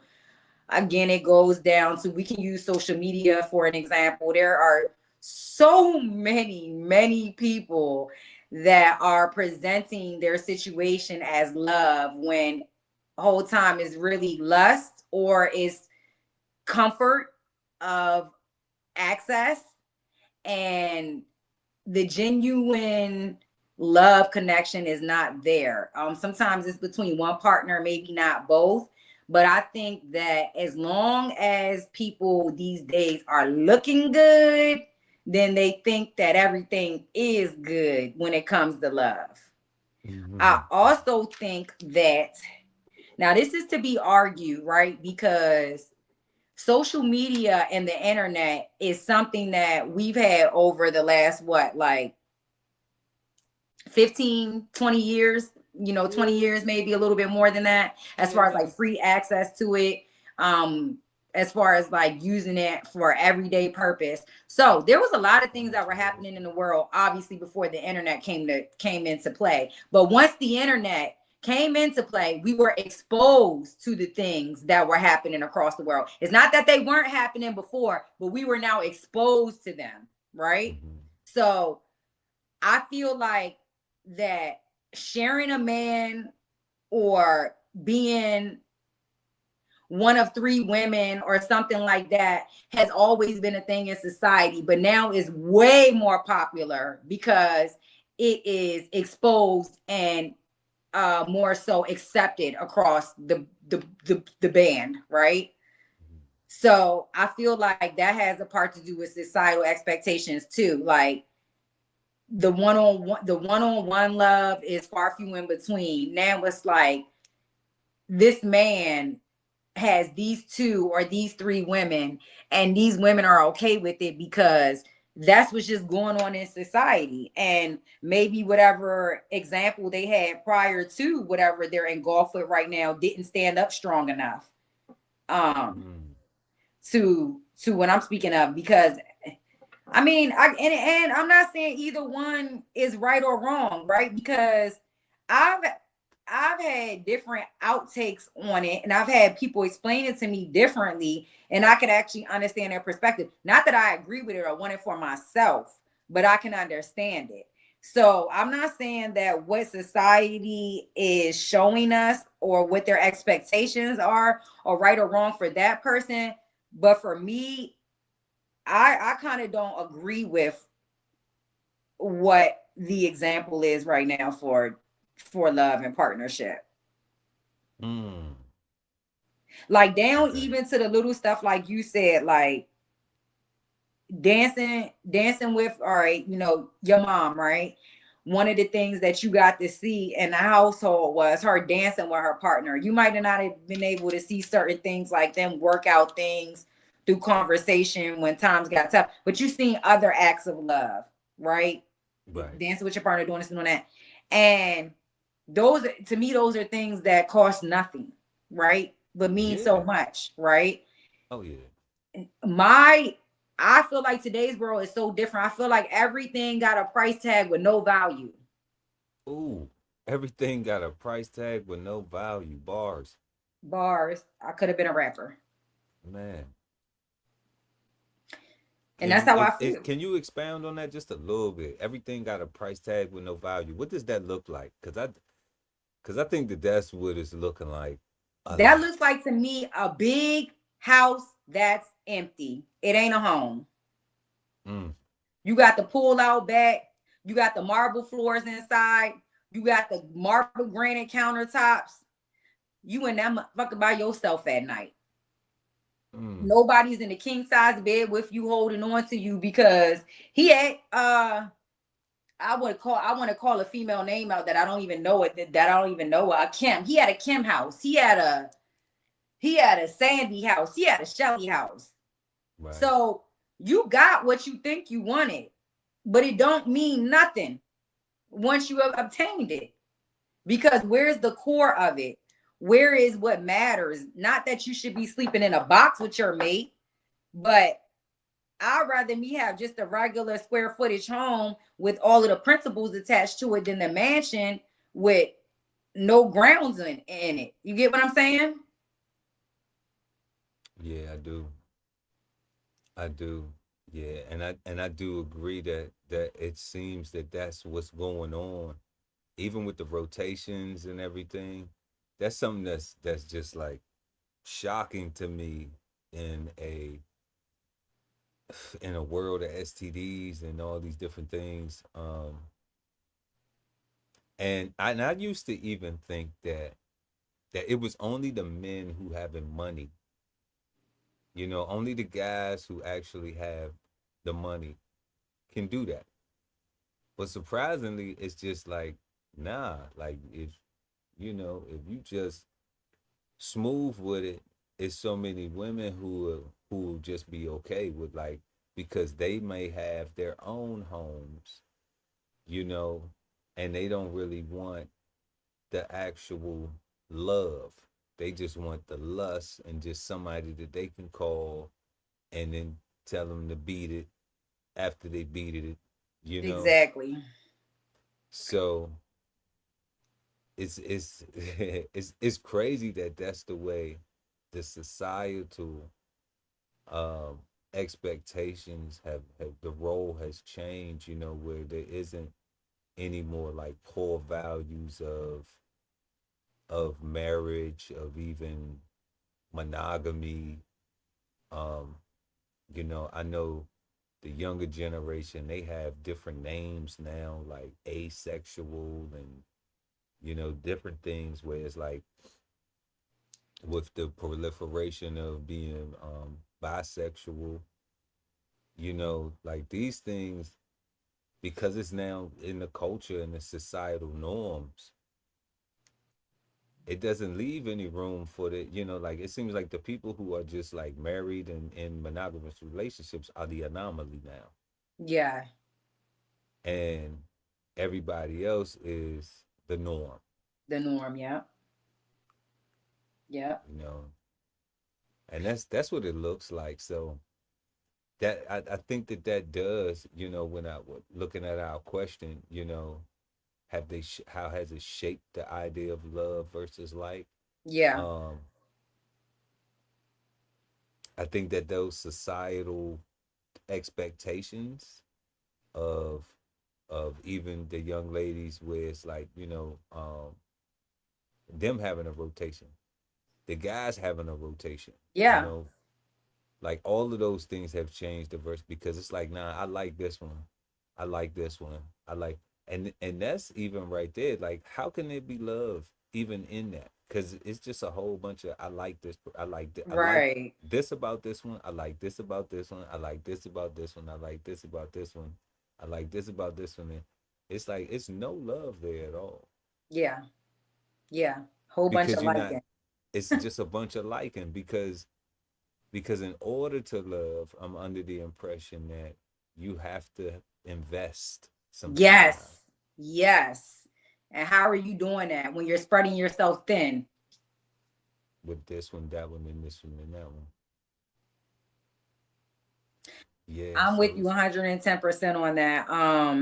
And again, like I said, there's not a wrong or a right way. I just believe that whatever way you perceive it and make you feel good, do it. But if it don't feel good or you know it's hurting your feelings, then you might want to reassess the makeup of hey, can I add to that? You're the one doing it. it. That part. Like Yes. if it don't feel good, okay, and you complaining about it, just remember you're the one doing it to yourself. You're Yep. allowing it to happen to I yourself. was about So to if say you that. wanted to change, Yep. then do something different.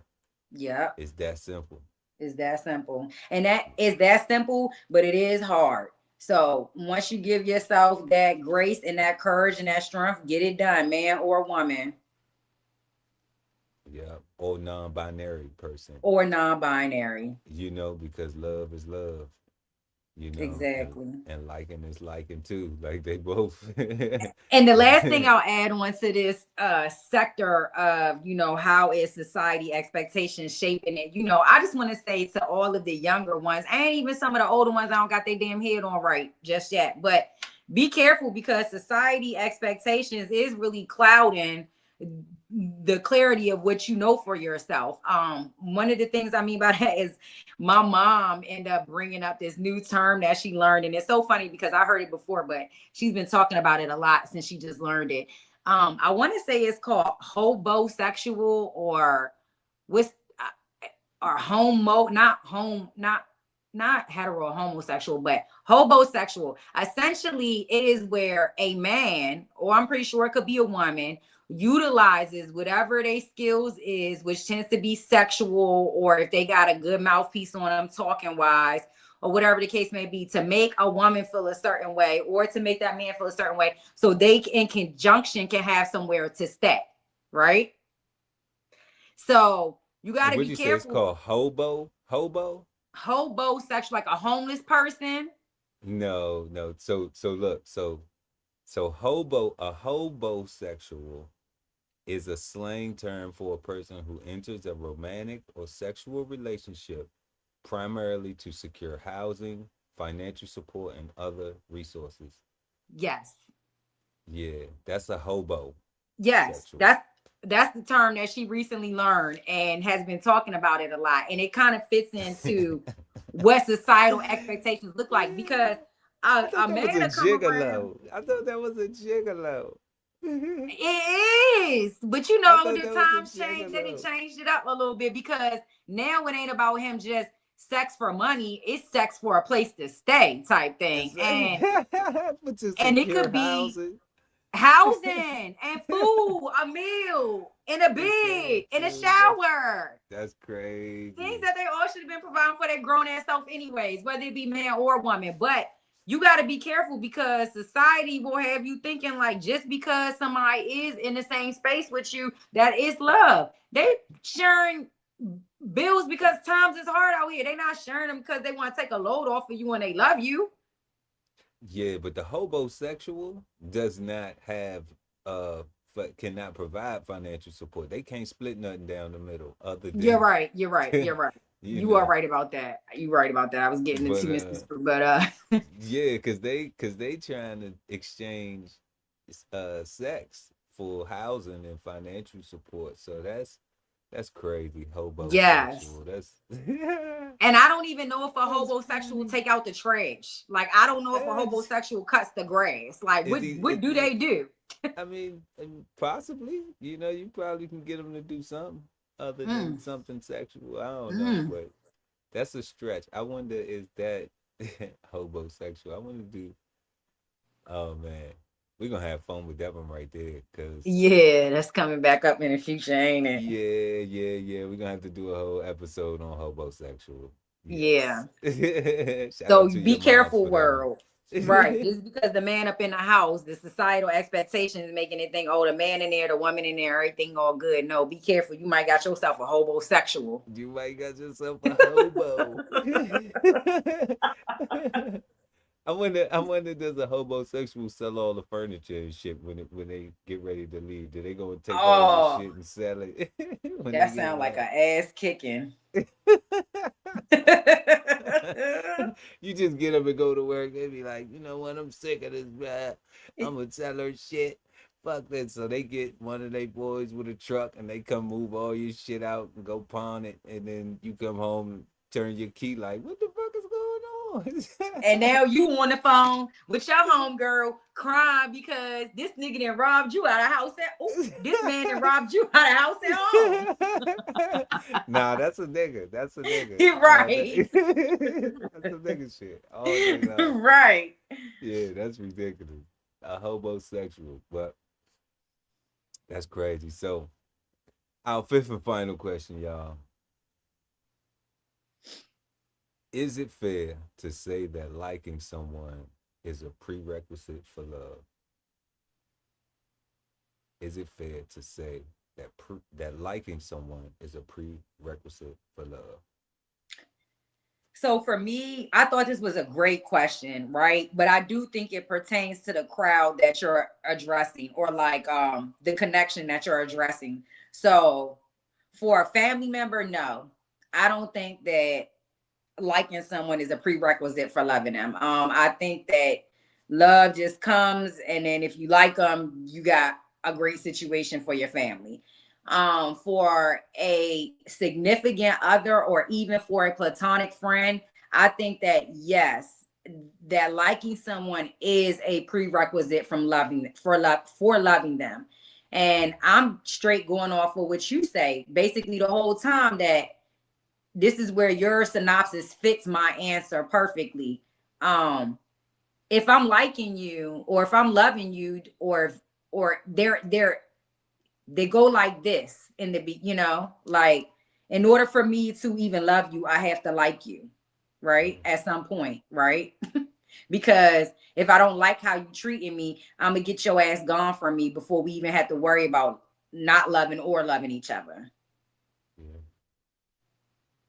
How you feel about it? What's your thoughts?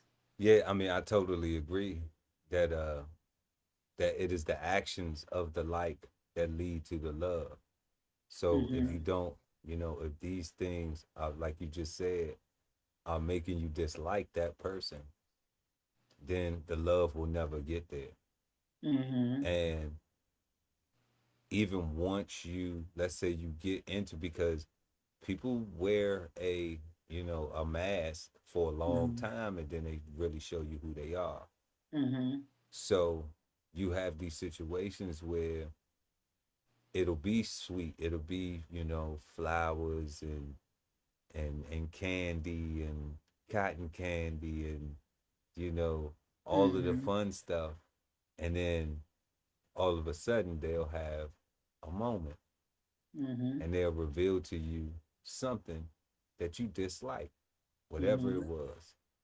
Okay, now we talking about determining if these things are a deal breaker, you know, because some things can just be corrected, like, oh, hey, we don't talk to each other like that.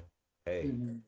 I need you to not do this like that because that, you know, scares me or that makes me a little, you know, uneased. Easy. Uh-huh. Okay. Like those are different things that can be, that don't really affect Mm-hmm. your like for the person. It could just Mm-hmm. be, we just going through a little something, you know, Right. maybe somebody didn't pay a bill on time. They had the money, but they didn't pay the bill on time and they paid a late fee. But you found out, they wasn't trying to tell you because they didn't prioritize it. They shit it. I had to pay the bill, but I've had to Yeah. pay a late fee. And then you just like, oh damn, but they paid it. They They paid it. just they paid it. They just had a late fee and they didn't tell you because they know you be paying shit before it be late fees. Right? Right. So that's something that you have a conversation about. That's not a dislike, and you may learn that that person does not pay the bills the way you pay the bills. They may, and you may dislike that about that person, that they Right. don't prioritize it, that they comfortable with a late fee, you Right. know but that don't have to be a deal breaker. Now if they do something that is something that you deem that is, you just crossed the line, okay, then now the love comes into question, Right. because it's like, you doing that, like, how could you do that if you love me for real? Yeah. Because the only people that would do that is somebody who don't like something. You must don't like something. Mm-hmm. There's Mm-hmm. something that you disliking. Mm-hmm. So why don't you like me enough to come have a conversation with me before Mm-hmm. you even do that, to consider my feelings and my opinion and perspective on it? Right. you know that's where the honesty is. that's where you showing me you love me. So now if you go do it, at least I know that you was going to go do that, because you came and you had a conversation with me and you told me that you wasn't happy with certain things and this and that and stuff. Right. When you love somebody and respect somebody, and you like them, you care about them, you do that. You put that Right. initiative in to say, you know what, I'm gonna go have this conversation, no matter how hard or how tough it's gonna be, even for me, for them. I don't know what it's gonna come out for the other relationship, but I'm gonna go have that conversation because I love them enough to have that before Mm-hmm. I go and do some shit that they don't like. Cause I know I'm about to go do some shit that they don't like. People know when they doing shit that people don't like Mm-hmm. Mm-hmm. all the time. I You agree know, with you. I agree. I'm gonna all write the that time. down. People Uh-huh. know when they doing shit that people wouldn't like. Mm-hmm. Because 9 times out of 10 they wouldn't like if somebody did it to them. Okay.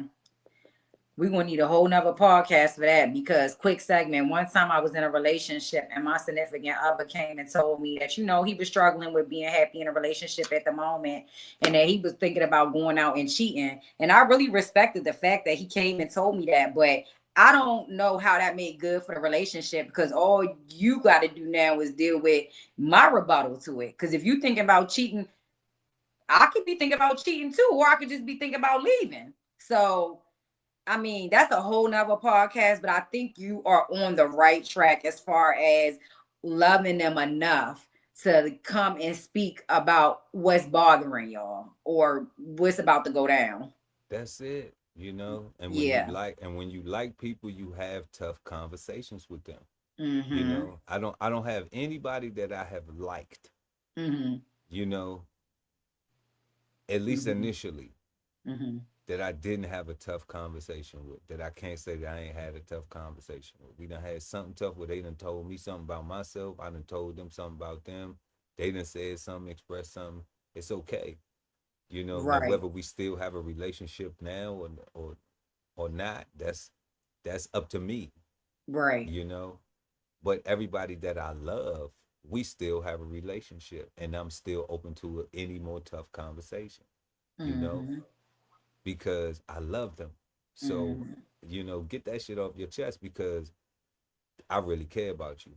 And when you see me and I hug you, I want it to be genuine. I want you to know it's genuine. I don't want you to think I'm gonna hug you to stab you in your back, Right. Yep. you know. Yep. So I respect that, and that's why I said, like, I treat people how I treat myself. If you treating Mm-hmm. yourself like some shit, then you shouldn't be mad if I treat you like shit. Yeah. You already treating yourself like shit. So how you gonna expect me to want to treat you better than you treating you willing to treat yourself? Yourself. Yeah. Yeah. You mad at me for judging you for treating yourself like shit, and I don't treat myself like that. Right. You know, Look at the Mm-hmm. example that you're setting for yourself. Take some Mm-hmm. accountability, responsibility for yourself, for your actions. You know, Mm-hmm. I and agree that's with you. and that's and that's that's a tough pill to swallow when it comes to loving and liking, because Mhm, you have to take accountability for your own actions, mhm, because you are the creator of all of the stuff that be happening with you. You know, mhm, mhm. especially with the people outside that we bring into the people that we picking and choosing. Like Yeah, you said earlier when you started, you can't pick your family, so this don't apply. right. You know, like, is it fair to say liking someone is a prerequisite for love? Like you said, Billy Badass Joe said, not your family, because you don't pick them. Right. Yeah. And to add to the statement again, I'm with you as number 5 goes. Liking someone is definitely a prerequisite to loving them in a outside relationship or friendship. But I tell you this, for a girl like me, once we make it past the prerequisite and I love you, I do believe in still being able to love you once I don't like you no more. I do believe in that. I I do. heard that. You try to keep the benefits line open. I mean, sometimes honestly, that thought process I just had will benefit the other party more than it'll benefit me, because I know I can't get a damn thing out of them or really don't want it, but because I still love them, if they need something from me, I'll provide it. You know what I'm saying? So Oh man. yeah. Yeah, you a solid. You solid because Yeah, I try to because be. because I probably ain't did none of some of the stuff you done went through with some of them dudes and in a Hmm. relationship, and I can't call no ex and get nothing. Ah, they don't know no good then. I can't call an ex and get nothing. You know what I'm saying? Yep. Like, nah, they all would take me back if I was available. But you blew it. You Right. blew Time's it. up, baby You girl. blew it. You blew it. They all would take Yeah. me back if I want if I would entertain that foolishness. But Right. Entertain that no, foolishness. I no, like no. that. I'm gonna use that. No, no, no. Uh-huh. Got my baby boo. We good to go. Yes. But y'all, we have been talking about love versus like tonight. We want to thank everybody for joining us. Tell us what you think and let your love speak in the comment section below when you're watching tonight's show. On the rewind, we want to thank everybody once again for pulling up. Make sure to like and share this video. Also subscribe to the channel and hit the notification bell so when we go live, you never miss an episode of the Love Speak. Make sure to have it's Thursday. So the weekend is upon us. So everybody have a peaceful, positive, and productive start to their weekend. You know, do something real fun this weekend. Love somebody. Don't Mhm. just like them. Right. Or just go love on yourself. Or just go love on yourself. Yeah. Yeah. Ain't nothing wrong with that. But we're Yeah. going to go ahead and call it a night right here on the Love Speak podcast with myself, Chef Earl Pearl at DBCHEFTV, and the baddest of the baddies, Billy Badass Joe. Yes, And it was a good time tonight. yes, indeed. And we will see y'all next week right here on the Love Speak. That's Peace. right. Everybody be safe. This whole publication is all about going from nowhere to somewhere, right? Being able to stand on something so that you can travel in peace, right? So bksoulfarm.com, 1016 160 self-sustainability.